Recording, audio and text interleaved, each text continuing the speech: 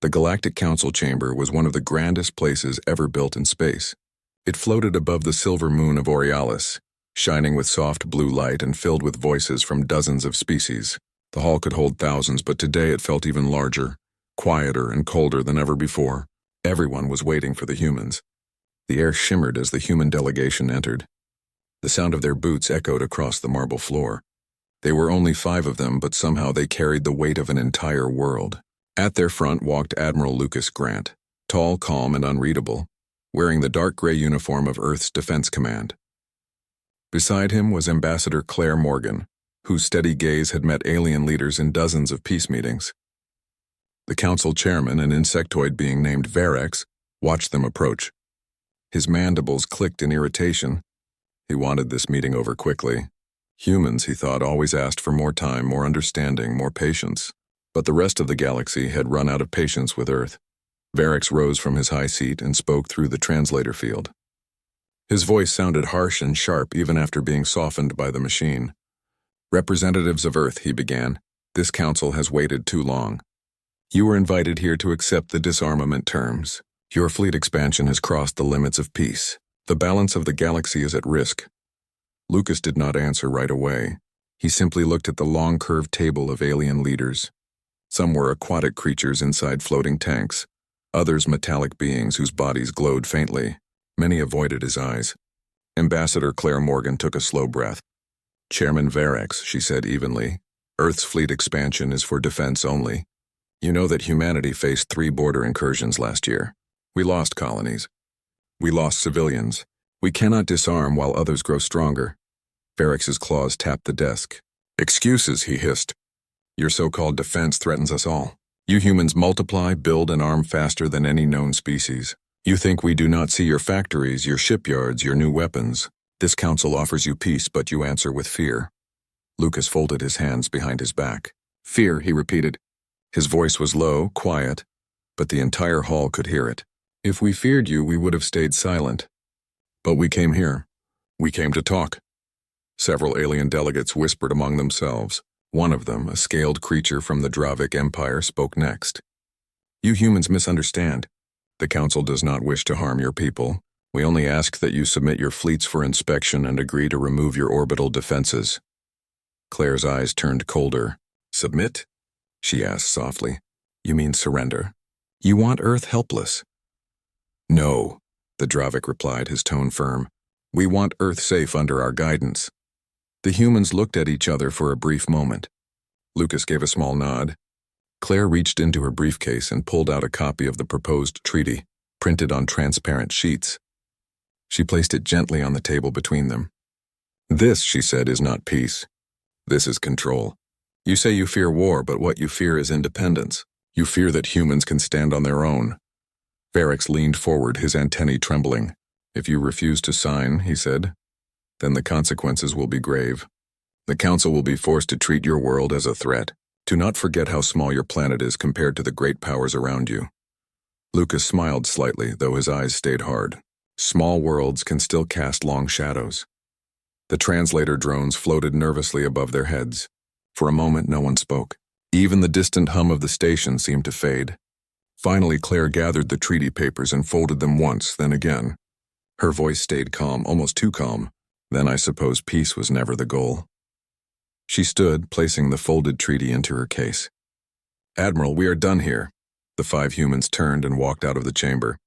No guards tried to stop them. They did not raise their voices, did not look back. The council members watched them leave, stunned by their quiet defiance. When the great doors closed behind the humans, the room burst into noise. Delegates shouted, translators blinked, and security drones zipped through the air trying to keep order. "This is madness," cried one reptilian leader. "We should detain them before they return to their fleet." "And start a war now?" shouted another. "Are you insane? Do you not remember what happened at Titan Ridge?" The council fell into argument. Some called for immediate sanctions on Earth. Others demanded calm and investigation.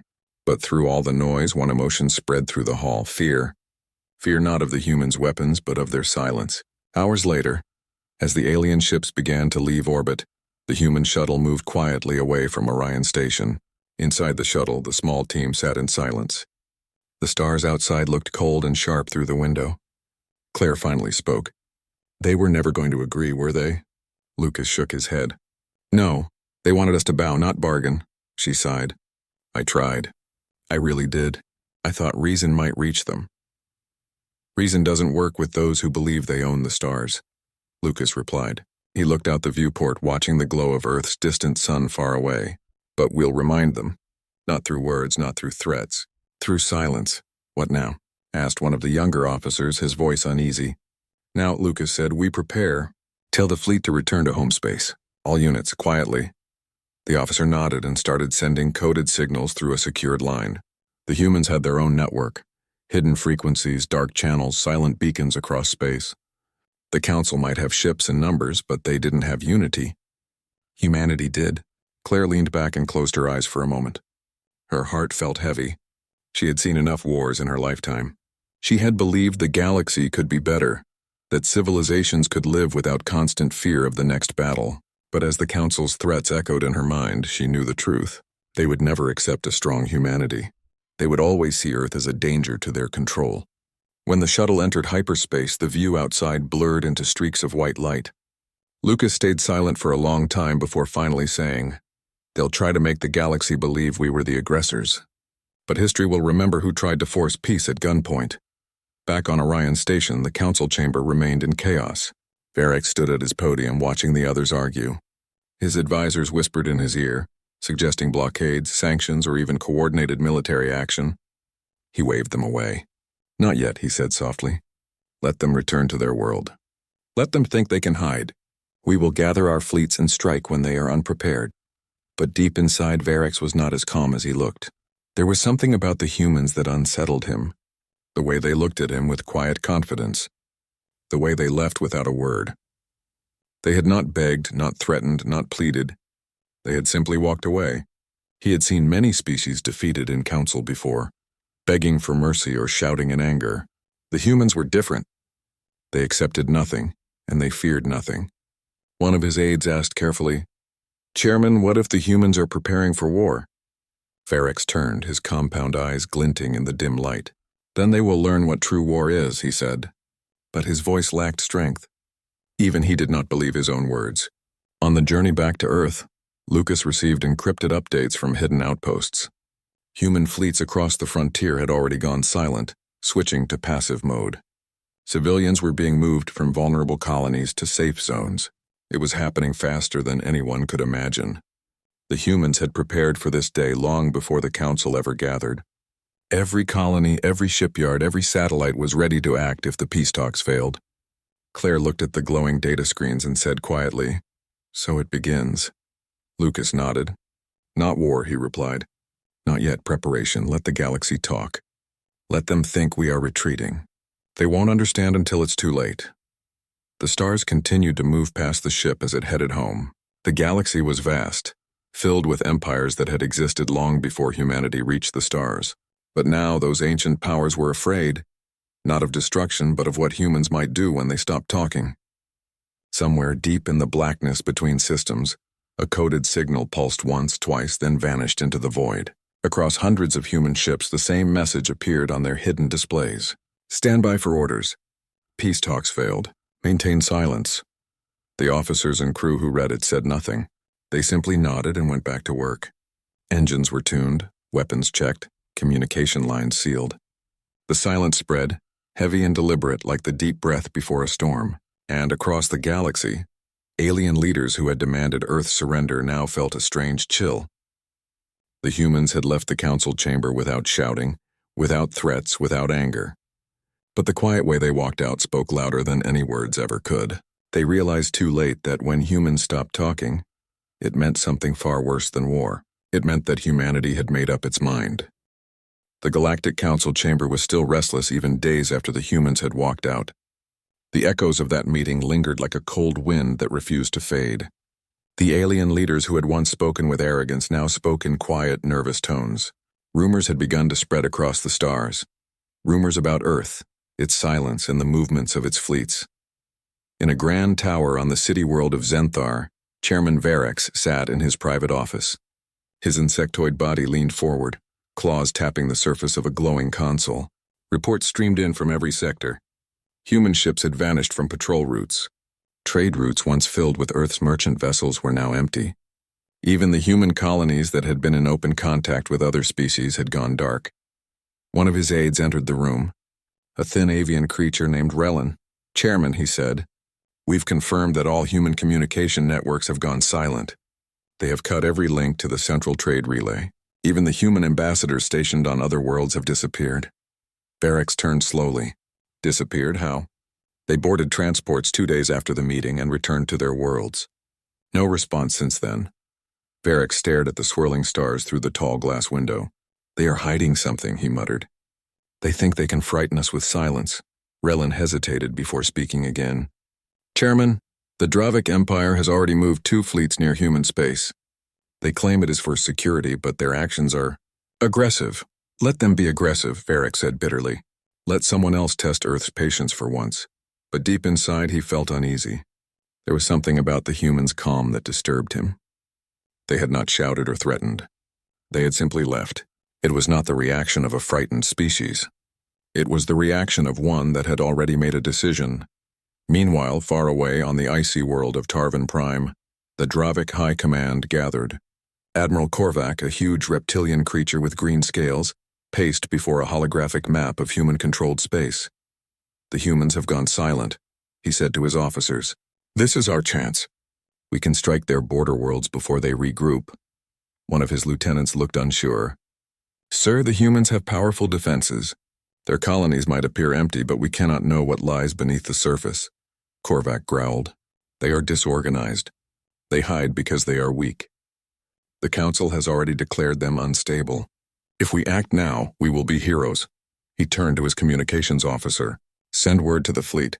Begin Operation Spearfall. We will take the first 3 human colonies before they even know we're coming."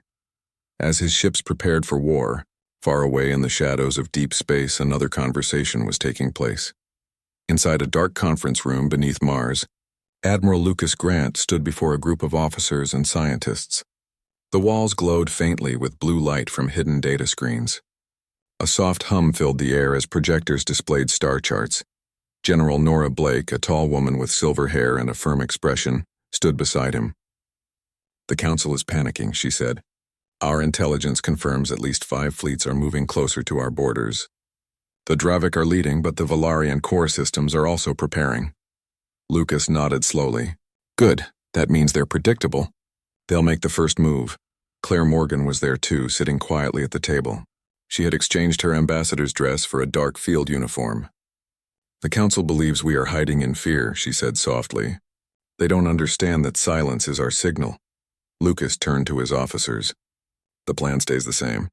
Operation Quiet Storm begins at once. All fleets will maintain dark status. No transmissions except through quantum channels. No open broadcasts. Let them think we've vanished." A young officer raised a hand. "Sir, what about the colonies near Dravic space?" "They'll be the first to be hit." "We've already evacuated civilians to underground shelters," Nora answered. "Any attack will find empty cities and decoy signals. The Dravic will think they've taken the planets, but they'll be chasing ghosts." Claire looked at the holographic map, where the glowing lines of the human systems pulsed slowly. "They're going to mistake silence for surrender," she said. "And when they strike, we'll answer." The room fell quiet. The sound of the hum deepened as Lucas dimmed the lights. The galaxy always thought humanity's strength was in numbers or weapons. They never understood that it's in patience, in preparation, in unity.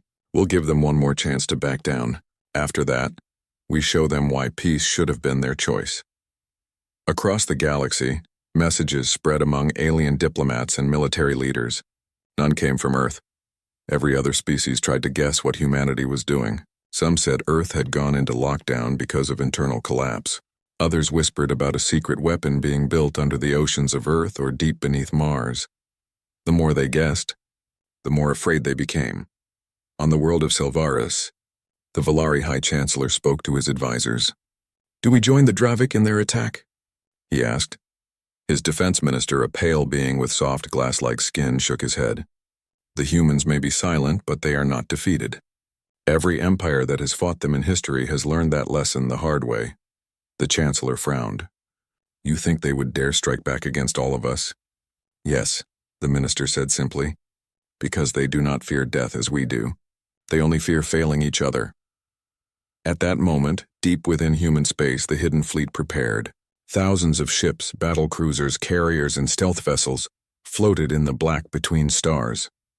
Their engines were cold, their lights off, but their systems were alive.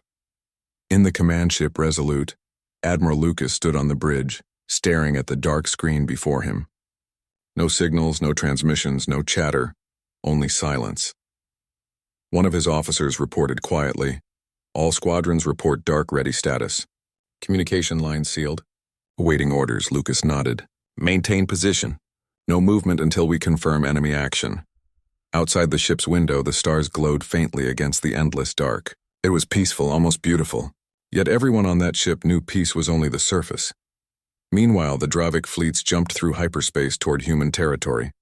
Their sensors scanned for signals, but found none. Their commanders were confused. The colonies looked empty. No defense grids, no transmissions, no resistance. Admiral Korvac grinned. "See, the humans have run. They fear us." His fleet descended into orbit over a human world named Karen. The cities below were silent and still. Streets were empty. Buildings stood undamaged but abandoned. It looked like the ghosts of a once-living world. "Claim it," Korvac ordered. "Mark this planet as Dravic property." His soldiers landed on the surface, but as they stepped into the quiet cities, their scanners began to fail. The signals were jammed. Their ships in orbit started losing contact with ground units. "Something's wrong," said one of the officers. "Power readings beneath the surface are rising." Korvac opened his mouth to reply, but before he could, every screen in his ship flashed white. Then silence again. His fleet systems shut down one by one. The only thing left working was a single message that appeared on every console: "Leave our worlds." Back on the council capital, the news spread fast. A whole Dravic fleet had vanished. The Volari tried to contact them but received nothing but static. Panic grew again in the council hall. Barrack slammed his claws on the table. "We must respond. If the humans have destroyed a fleet, they have started a war." Ambassador Dren, a reptilian who had once lived among humans, rose slowly from his seat. His voice was calm but heavy.